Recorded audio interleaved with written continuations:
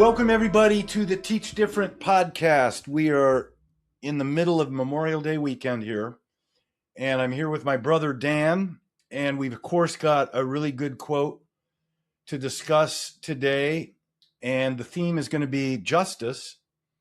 So that's actually always a good theme, always interesting, and I really like the angle that Eleanor Roosevelt takes on this idea of justice and what it means after conflict, where you have two opposing sides and people that have developed some resentment probably toward each other and have been in conflict. So really good quote coming up. Teach Different, a quick update just from the Teach Different side that we want everybody, all of our listeners, to think about and reach out to us at our website when you can, if you're interested in a training that we are now providing. Primarily Illinois teachers is where we've started doing it just in the last 3 or 4 weeks now.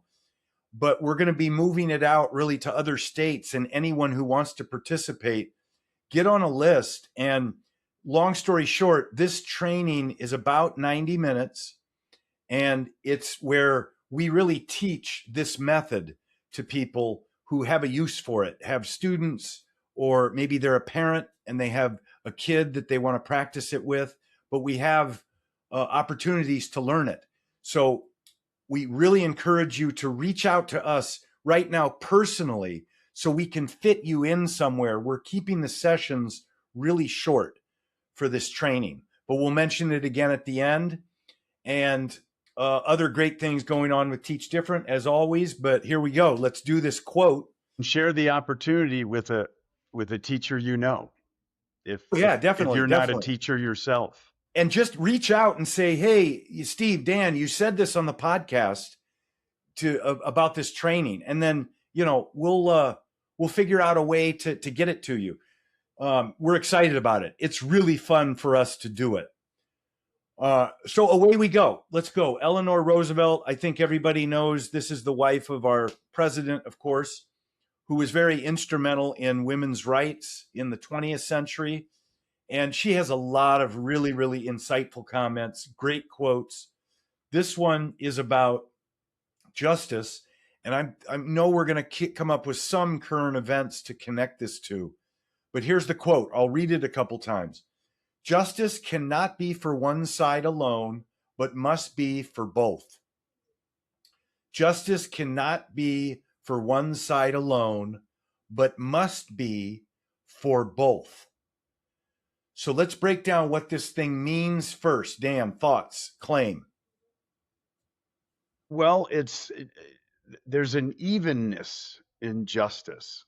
It's not one group dominating another. And I mean, my first thought was like in a revenge situation where you have one person ending up dominating another, and there's an uneven distribution of power and influence at the end of the day. She's not talking about justice that way. She's talking about it can't be for one side. It has to be for both. So there has to be some sort of equanimity in the result of whatever it is. That's what I think the general claim is. Justice is such a big word. Sure. What is that? I mean, when you think of justice, you think of scales, balance, the right thing, the way things should be. So, yeah, I guess whatever happens, whatever the conflict or whatever the situation, justice has to mean the same thing for everybody in some way. So take, for instance, somebody who maybe picked a fight, a bully who picked a fight with someone who couldn't defend themselves. And maybe the person that got picked on, stood up and, punched the bully in the mouth. Okay. Got their revenge in a way. But at the end of the day, was that just? Was that a good thing to have happen for both? It's got to be good for both. And if it's not good for both, it's not justice. So according that, to this way of looking at it. It can't be for one side. Uh, I mean, this quote is one of those that calls out what is justice? What is justice? A balance? Can justice operate with one side ending up being more more powerful? Um, more yeah, right. what? Yeah, more right. What is the balance? If she's talking about a balance here, not cannot be for one side alone, but must be for both. What does that look like in a given situation? This is a hard quote to do without examples. Yeah, it is. Well, I gave one. Yeah, If you are treated unjustly and you end up kind of getting a lick in to the person who is hurting you, to me that feels like a way to talk about justice. That's what should happen, because the person shouldn't have been picking on you. So the person getting you know embarrassed or hurt a little bit, there was some justice there. There was some balance. But think of maybe civil rights in our country. A lot of people believe it was just for everyone to get their civil rights. And I don't know how you can argue it wasn't. But Eleanor Roosevelt would say that it's just not only for minorities who got their rights, but it's also just for the racist, white Southerners who were trying to impede it along the way. It's got to be just for them as well. I think I'm starting to feel like she's trying to say that we're all connected. yeah, that we all should have a shared understanding of justice. I mean, you mentioned the civil rights movement. You know, the things that are going on now with voting rights in light of some of the recent Supreme Court decisions. There's definitely a re-examination of what justice is when it comes to like drawing political boundaries, the whole gerrymandering thing and what's permissible. You know, when lines, just to get really granular here, when political lines are drawn in the gerrymandering context, does that provide justice for both, for all racial groups, or Or political groups. or political groups, or whatever? Or is it skewed one way or the other? Or is it unjust if it's drawn in a certain way? I mean, both sides make an argument that what they're doing is promoting justice and that the other side should promote the same view of justice. So there's an attempt to have kind of a shared definition of it, but we don't have a shared definition of it. You know, and she's saying it cannot be for one side alone, but must be for both. It's almost like she's beckoning us. We have to come to an agreement with what it is and then accept whatever the decisions are made. Now, this is seeming almost, I don't want to say naive, but this is a hard one to bank on. When I thought also you could actually say injustice cannot be for one side, but must be for both as well.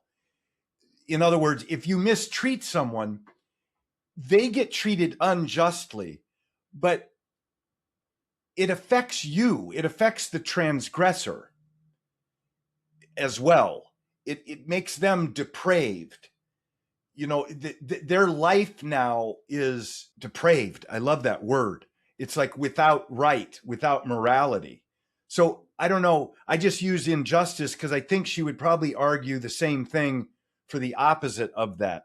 But I don't think that's a counterclaim to this. So No, let's talk about a counterclaim. Justice cannot be for one side alone, but must be for both. I think the counterclaim is that some people are on the right, in the right, and other people are, I don't know if evil's the word. well, oppressors in some way. I'm thinking of the letter from a Birmingham jail. So I'm an AP government teacher. We teach this, what Dr. Martin Luther King did by going to jail to protest, not being able to you could not get a permit to be on the streets and to exercise his First Amendment rights. He didn't have that power. And so the counterclaim might be that he was in the right, it doesn't, the other side doesn't have to sit there and say, okay, now it's complete justice for me as well. Everything's balanced. We both are just. Sometimes you got to take it. You have to take the action and impose your version of justice on another group because you are in the moral and legal right to do that. And they might not agree or understand. But again, the way she wrote this, you could argue that it doesn't matter if they agree or understand. When you win and, your side wins, the other side has to deal with you. Like they can't get around it. Right. You can't get around it. I'm really wondering what she is saying. This is Here. where I would die. And we didn't do this purposely because a lot of these quotes, we take them out of context and talk about them and get philosophical themes and apply them to our lives and other settings. This is a quote I think would be a great one if you use in class. Have the kids go and study what was the context that she was using this quote in. I mean, I think that would be really interesting. So what are you saying? Yeah, go ahead. I was just going to say that's the big word here. What is justice is the essential question, I think. I mean, that's the question that's so obvious here. Because that word, I mean, look at Plato's Republic. They spent time trying to define it. Yeah. What does justice mean? There's different ways to think about it. And I think in a larger way, I'm now seeing her quote. I'm going to read it again, and I have a new take on this. Justice cannot be for one side alone, but must be for both. Maybe what she's saying, and I'm going to do more research on this one, is that if you want peace and harmony, you have to have both sides perceive that justice has been done. Yeah, that's good. Otherwise, you're going to have conflict. That's good. And so what a society should do, and what people in a society should have the responsibility to do, is create collective shared definitions of what justice is, because that's the only way to peace and harmony. I mean, that's my revised take on it. Yeah. Back to the claim. And back to the bully example, the bully who got somebody got their revenge on them. The bully will admit that they knew what they were doing was wrong. So they having to go through this basic punishment in a way is part of justice. Reconciliation. And they acknowledge it. Right. It's almost like a reconciliation and acknowledgement, like you're saying, of a wrong done. And so in that way, it creates peace and harmony in the end. So that would be a good example of how both sides walk away with an understanding of what was right and what was wrong. And there were mistakes made, but there was resolution that moved something forward. I really like this quote. Yeah. It'd be interesting to see how this quote could be applied to the Iran conflict. Because there was a transgression, there was an attack to start that conflict. And of course, people in America, some are going to say this has been 47 years and right. Or even go back to 1953, when we got rid of Mossadegh, their democratically elected leader, and we kind of installed our own because we wanted to take their oil. And I mean, it's been a constant conflict and tragedy, by the way. I think it's tragic that we are not friends with Iran, America. But how does that conflict kind of solve itself with a quote like this? Justice cannot be for one side alone, but must be for both. Both sides have to feel that they've been vindicated in a way. I don't know what it looks like. Well, that's the art of negotiation to end conflicts. In a negotiation, which is going to have to happen eventually in Iran, both sides are going to have to say, okay, we got what we wanted out of this. I don't know if they would agree that justice has been served on both sides, but at least they're looking for balance and harmony and reconciliation. That's a tough one. That's a tough example to use. Because very I mean, difficult. and maybe back to the counterclaim, maybe the counterclaim would be, in the pursuit of justice, you have to accept conflict over harmony. You have to see conflict as being more of an engine for change than expecting in a naive way that people will come to an agreement on things. So maybe that's a counterclaim. That's interesting. I just thought of another quote. I don't know who said it. Peace is not the absence of tension. It's the presence of justice. I might have butchered that. But the point being, conflict is not necessarily a deal killer. To achieve some type of greater sense of justice. Well, it's such a big word. And back to the, when you use war to try to achieve these ends, it's so much harder. Obviously, diplomacy and talking things out is going to be, I mean, that's hard enough. But sometimes war is necessary, and then there's a whole new question of, when is war necessary and diplomacy not the right way to do things to achieve justice? Right. World War II, who would not argue that the ending of the reign of Hitler was not a just ending, and that required a lot of military might. And so, yeah, but I like this. I'm liking this quote more and more, because if it truly is justice, it has to include everyone. You can't leave people out of justice.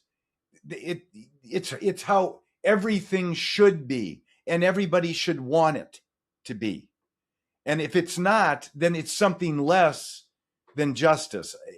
It's weird to think that you might actually need a consensus through all the conflict, through all the wars and the battles.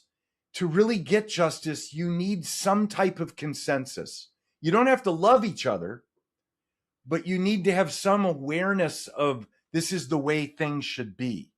Right. And the difficulty is, when you're on the losing side of a battle, to acknowledge that and to embrace peace despite the fact that you lost. That's very difficult. That's difficult to achieve. But again, a great thing to strive for. Eleanor Roosevelt. This was good. She has a lot of really good quotes. A lot of great quotes. All right. We danced around a little bit with a few things. And, for people who are first-time listeners, there was a structure to our conversation.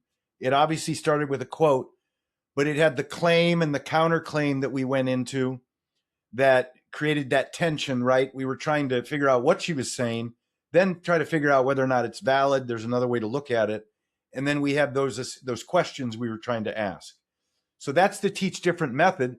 That's what you learn in this training that we had referred to earlier at the beginning of the episode. So once you learn how to do this, you can have conversations with anyone, and really take them and challenge yourself with people that you might not agree with, and have conversations, because you can do it.